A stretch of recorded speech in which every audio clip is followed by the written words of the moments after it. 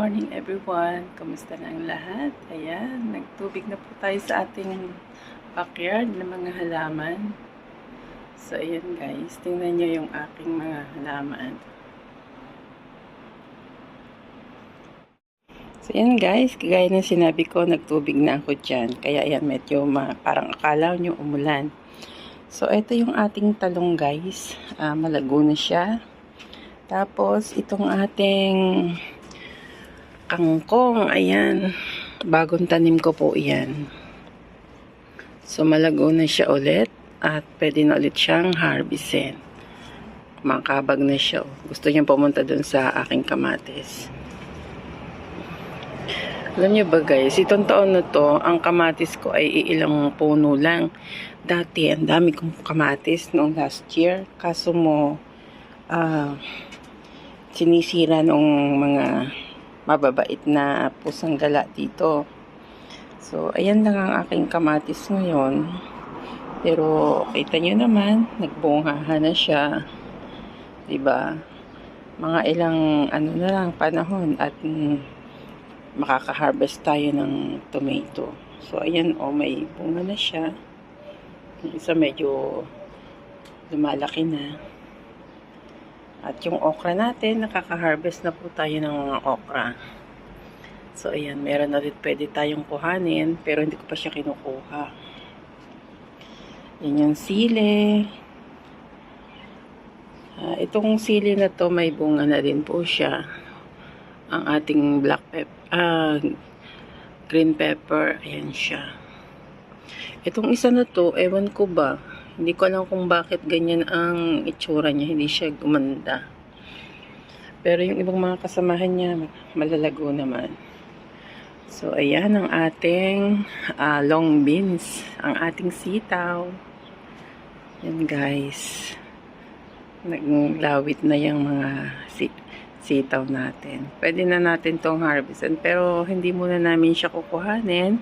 Kasi kapag magsisinigang kami, saka ko na lang siya pipitasin dyan. Pati yung okra. So, ayan.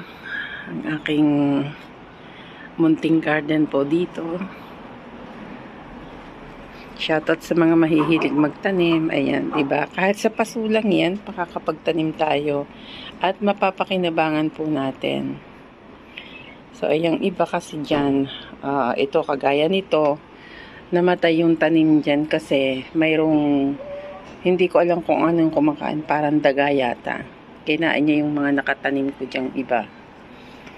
So, ayan. May gusto akong akati na isang puno ng kamatis at itatanim ko dito. So, itatry ko siyang ilipat dyan. Baka sakaling mabubuhay siya dyan. Kasi dun siya nakasibol sa, nakalagay siya sa isang pat ng aking mga isang halaman na may cactus. So, hindi ko alam kung tomato cherry siya. So, ililipat ko siya malaki na. Itatry ko siya kung mabubuhay ba siya. At ito rin yung ating okra. Na rin tayo, nakapagbinhi na rin. So, ayan na siya. Kukuhanin ko na rin yan. Para itabi pang next year, may maitatanim po tayo. So, di ba? Hindi na natin kailangang bumili palagi ng gulay. Ng vegetable kasi kung pwede naman tayong magtanim, di meron tayong maha-harvest pang araw-araw. So, ayan may mga bunga pa ulit. Bulaklak yung ating okra. Nakakatuwa lang guys. Kahit sa mga pat lang, pwede tayong magtanim. Pag may tiyaga, may nilaga, mayroon tayong maha-harvest. So, ako lahat ang gumawa niyan.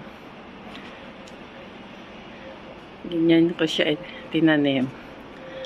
Kahit na nung panahon ng tag-init, talaga inayos ko siya. Yearly yan talaga nagtatanim ako guys. Mahilig akong magtanim. So, ito nga palang mga empty pot na yan. Dati may mga nakatanim din ako dyan. Kaso mo, yung dati nandun siya sa front yard. Kaso mo, yung mga pusa, sinisira nga nila yung mga tanim ko. Kaya yan, makikita nyo maraming patong siya para hindi siya mabuksan at makapopo sila dyan. So, ayan siya. Yan, mga empty po yan. Diyan Diyan ako nagpupunla. Marami akong punla nung mga nakaraang buwan. Kaso mo, nasira siya kasi nga yung pusa kinakalikay niya at doon sila nagpupupo. Kaya napalipat sila dito sa aking backyard at sinasaraduhan ko na lang. So, ito pa rin po yung ating pepper. So, ayan, di ba? Lalong-lalo na ito. Marami po yung bunga. Makikita nyo, di ba? Pasilip ko sa inyo. Ayan. Mga bunga po iyan. Ayan. Hinihintay ko na lang siya na maglakihan at maging red. Hindi namin siya kinukuha. So, yan guys.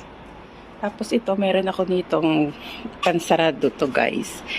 Hihilahin lang to para magsarado siya at hindi makapasok yung aso. Kasi may aso dito sa amin. Dating alaga ko yan. Kaso mo, inayawan ko, binali ko doon sa nagbigay sa akin at mahilig manira siya kasi yung tsinelas ni Habi nung baby pa siya tsaka yung sunglasses niya sinira. So ayan, ganyan ang ginagawa ko guys, may pinaka boundary siya. Kung may gustong pumasok, tatanggalin lang nila yan, di ba? Pag may gusto, may paraan. At ito rin yung ating lemongrass. Sad naman kasi dati ang lago nito. Ngayon, naging na siya, pangit yung itsura niya. Tapos ito rin yung aking halaman. Pinutol din ito ng mga pusa, di ba? Kikita nyo guys. So, yan, putol-putol siya. Ang ganda nito dati. Tapos yan na nangyari. Ito pa rin yung ating kangkong. Kasama po yan ng ating malunggay na nasa sa pot din. Nasa balde siya. So, ayan siya. Pero, hindi ko alam kasi nagtanggalan yung kanyang mga dahon at naging dry siya. Pero, bakoy pa naman siya. Palagi siyang ganyan. Kaya tinubigan ko siya. Tapos, mayroon din ako ditong isiniksik na yan. Kaya dumami yung ating kangkong kasi diyan ko siya inilagay sa lupa. At ito naman pong pot na to ay walang butas yan. So, siguro kaya yung aking malunggay ay medyo nagtampo dahil palaging basa siya. Kaya kailangan mag-limit tayo ng pagtutubig. Minsan lang naman akong magtubig pero siguro may panahon talaga na siya ay naglalagas. So, ayan siya. Tapos, ayan na. Tapos na nga. Ito yung ating long hose. Kapag tutubig tayo. So, ayan siya guys. O, diba? Nasilip niya yung aking backyard garden. So, dito naman tayo guys sa ating mga halaman pa dito sa front yard. Papasilip ko rin sa inyo. Ito naman yung ating kamote. Ito, tinatalbosan ko rin siya. Tapos, may yung aming yung mayroon kaming sumisibol na ano ba yun? Onions. Ayan siya. Tinanim ni Habi dyan. So, kung gusto namin ng dahon lang ng onions, pwede kaming kumuha dyan. So, ito pa yung ating talbosan. Kamote pa rin yan. Magkatabi lang po siya. Kung mapapansin nyo guys, meron ako ditong mga kahoy-kahoy kasi nga, pang suporta po yan sa mga pusa. At ito naman yung ating mga snake plant. Actually, medyo pangit kasi yung lagayan po niya ay kailangan ng palitan. Kailangan natin magtanggal pero hindi ko na siya tinanggal. Hinayaan ko na lang siya kasi no need na. Hindi ko na siya ganong kailangan kasi kung kailangan ko siya, meron naman ako doon sa lupa na makukuha kapag gusto kong maglagay sa sa loob ng bahay. So, ito pa. At ito rin naman po yung matagal kong inalagaan last year pa. Talagang binuhay ko yan. Kinuha ko pa ito sa The Pearl noong nagwa-walking ako ng aso kasi maganda po ang kulay ng bonggabilya na ito yung puti na yan kapag marami. So, ayan siya, masipag kumulaklak at mataas na rin. So, kailangan ko siyang patandain at saka ako kukuha ng pantanim. Ito rin naman yung ating mga aloe vera. Ayan. At yan, nagbulaklaka na rin ang ating aloe vera, bonggabilya. Hindi naman siya palagi nawawala ng bulaklak. Minsan may time na nalalagos yung kanilang mga dahon at bulaklak. Pero masipag po silang bumulaklak. Ito, favorite ko yan kasi hindi yan nawawala ng bulaklak. Akala mo siya cotton. Tapos yan, mahaba na siya. Tinalian ko, pinasampay ko siya sa bakod. So, ito naman, ganun din.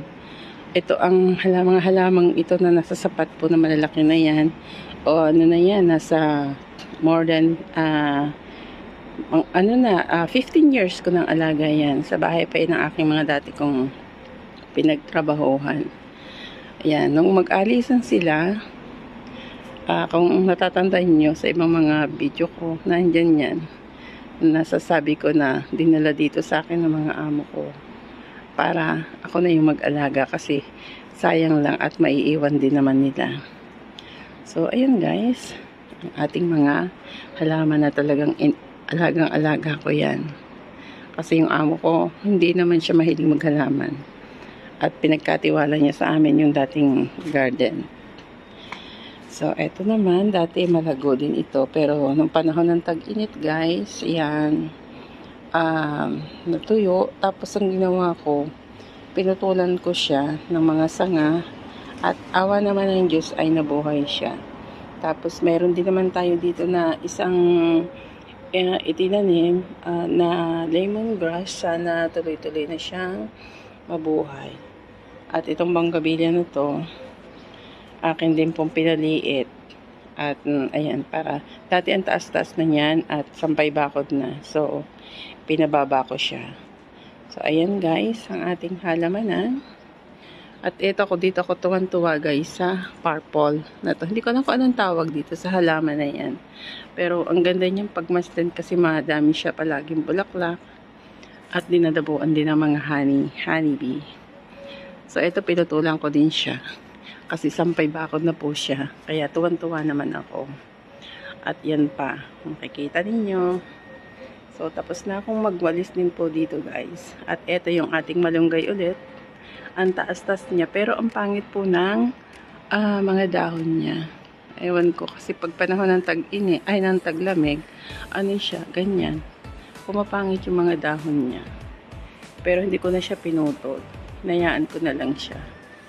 So, baka yung isang puno dyan puputulan ko. At para sumuloy ng bago. Para may may makuha at ma-harvest pa pag gusto namin. So, mahilig din kasi kami maggulay-gulay ng mga malunggay. Gustong-gusto ni Harvey yung niya, yung bunga. Kaya gusto namin yan ng mataas. At mayroon kami nakukuha. Last year, marami na kaming nakuha dyan. So, yan guys, diba? Ganda niya. So, yan naman guys. At ito yung sinasabi ko sa inyo na kamatis na aking itatanim sa isang pot dun sa gilid. So, aakatin ko siya kasi nandito siya sumibol sa, tawag dito, sa aking cactus. So, kailangan ko siyang itanggalin. Hindi ko sure kung mabubuhay siya.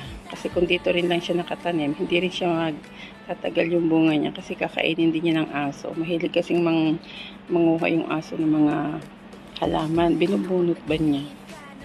So, ewan ko ba. Yan pa, may sili pa rin tayo dyan. At ito naman yung ating kangkong pa rin nasa tubig. So, ayan. Ang aking maisishare sa inyo naman. So, maraming salamat sa lahat ng mga nanood. At shoutout po sa lahat ng ating mga kaibigan, sa ating mga old friend and new friends. At sa ating United OFW Charity Group. Shoutout po sa inyo lahat. At ayan, hanggang dito na lang ang aking video at magtatapos na po tayo. Thank you so much everyone and bye-bye. See you in the next vlog.